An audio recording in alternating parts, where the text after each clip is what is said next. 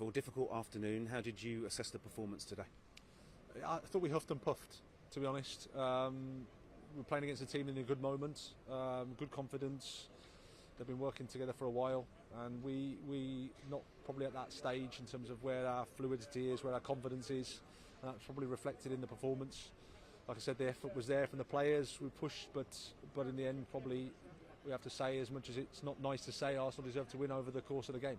It's a very important point, that, because I guess remembering the context of where we are in comparison to other teams around us at the moment.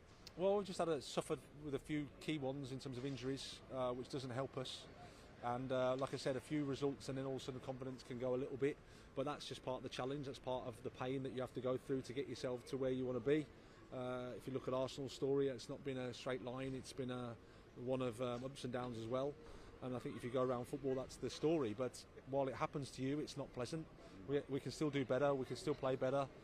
And it's about supporting the players, helping them get through this period and sticking together and coming through stronger. And it was a proper sort of scrappy London derby today, wasn't it? Yeah, it was. And like I said, if we would like to, we'd like to play with a bit more quality, a bit more guile. But at the same time, we have to understand the difference where the two teams were. Thought we had little moments, but we couldn't capitalise on it enough, and they were always dangerous, in fairness. So no complaints about the results. More to do in terms of the work that we have. Just on that, Graham, are games like this, performances like this, important for you to learn as a coach at this stage? Well, every game is important. Every game, like I said, the pain sometimes you have to go through. It's not nice. It isn't. I don't like it at all.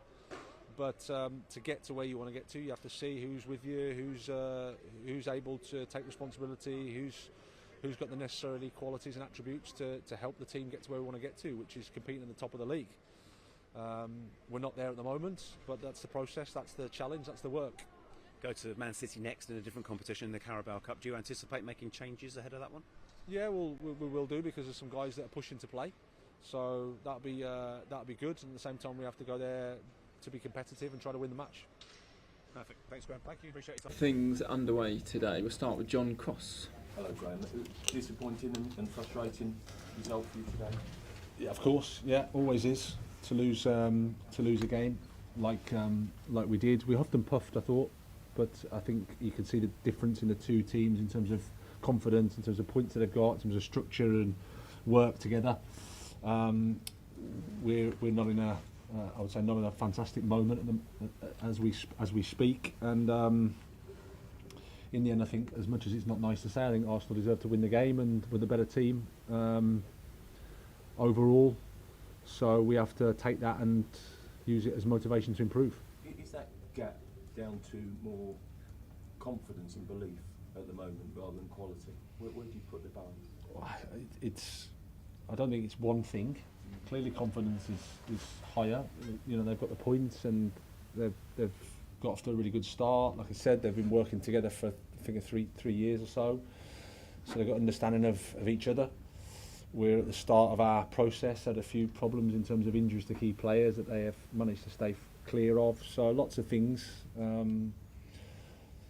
It's not one simple solution, unfortunately. Okay, at the back, Neil. I don't want to sound harsh, but it really looked like the players didn't know what they were doing. I don't think that's true. I mean, it was all Arsenal possession. Yeah, I think that's fair. Yeah, but like I said, I think you've got to say that Arsenal are ahead of us in terms of where they've been working and how long they've been working together, and they've got more points. They've got a good confidence, a good structure, and like I said at the start, my first answer, that we have to say that that's fair.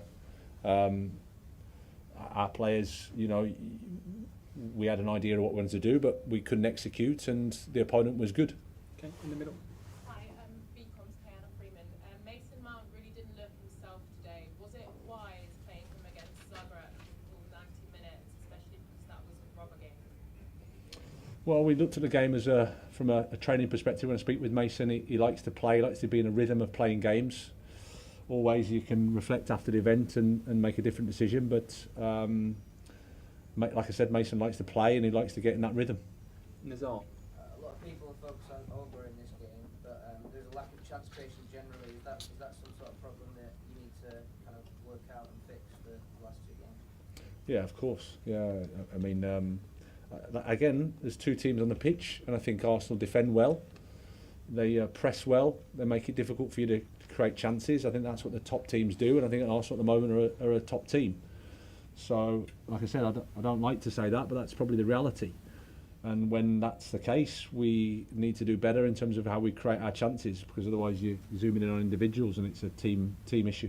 Why don't you think you're creating enough? Because you've got 2 more top teams to play against as well. As I said, if the opponent does it well, they press well.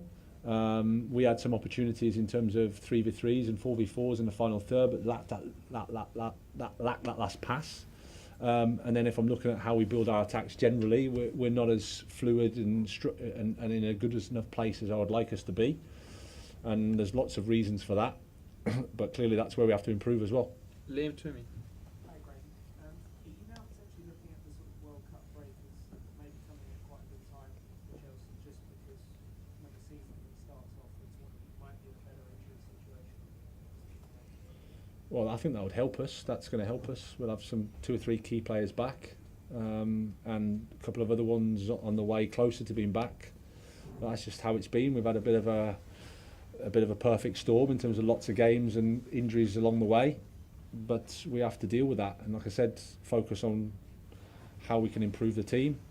And as you can see from today, there's a bit of work to do. Sky Sports. Graham, how is Ben Chilwell mentally, especially after hearing he won't be able to make the World Cup squad? And is there a time frame on his return? No, he's disappointed, you can imagine. It's a blow to him. He's going to miss the World Cup, which is bad news for any player. There's no time scale. We just have to help him get fit and help him be strong and be ready when he's right. There is also a mental aspect to that as well, that help him go through that. So obviously he must be really disappointed, like you said. Yeah, we have to look after him as we do all our players. It's a blow.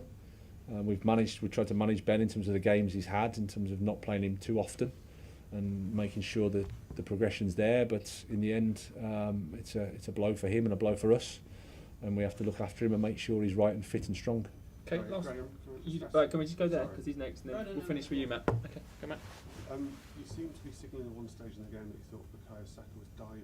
I just wanted to check that you were signalling that. I think there was one action that was a little bit contentious, shall we say, but I don't think he's that type of player. Okay, last question. Obviously delaying there about Arsenal, as you might be aware, it's 150 games now for Mikel Arteta. Seeing the time it's taken to get that, is that a reminder to supporters, to the club, of the value of patience and that it might take a while with the project you're working on? Yeah, but it's not for me to say. I mean, that's for you guys to make those assessments, and I've been here 8 weeks and a lot's happened. We've had a lot to deal with, and I'm sure if you look at the Arsenal story and where they are now as to where they were 2 years ago or 1 year ago, it's slightly different. And I'm sure at times Mikel's getting pelters, and that's how it is. That's the job, that's the life, and we have to deal with that. Okay, we'll leave it there. Thank you, everybody. Thank you.